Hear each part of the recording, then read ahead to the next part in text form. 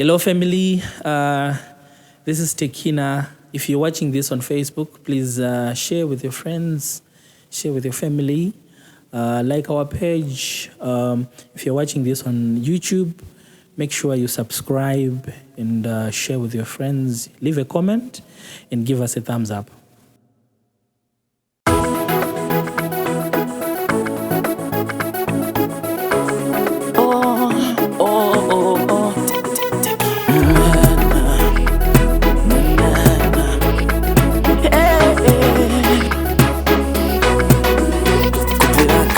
Tichinyengedzwa na Satani hanze ukawana mari wawana zvose naimi zvinganiko zvinhu zvisingatengwe nemari rudo utano upenyu chaihwo wani ndina Jesu zvangu muridzi wedenga zvimwe zvese mungatore mandikwanira Ishe muri bizi kutsvaka mari ini zvangu naMwari zvakaringana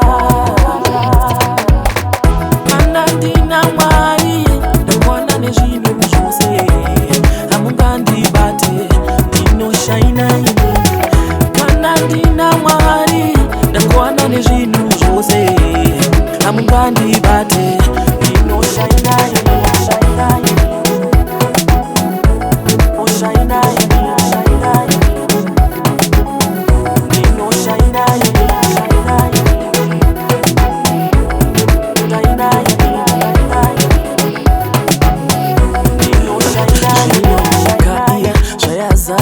Ipi vazhinji voramba Mwari ndichamira naniko vamwe vangu zvavanovimba nengoro nemabhiza ini ndichavimba nani naJehovha musharukwa andichagara mumba maYahwe kwamazuva namazuva ndinachangamire muponesi sirivheri ndarama ndezvake nyika yose nekuzara kwayo handina chandinoshayiwa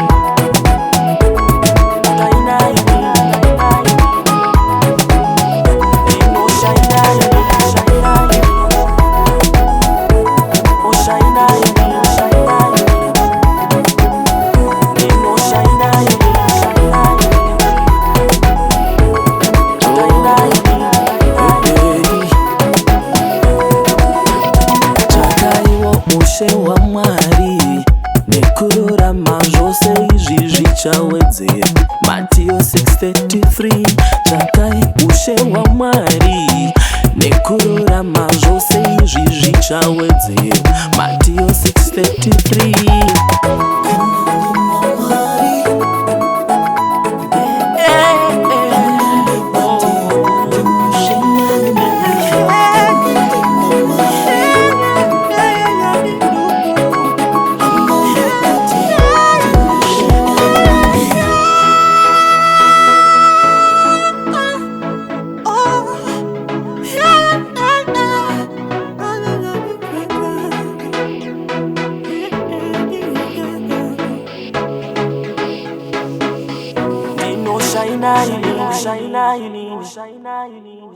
Thank you so much. Make sure you subscribe, make sure you share.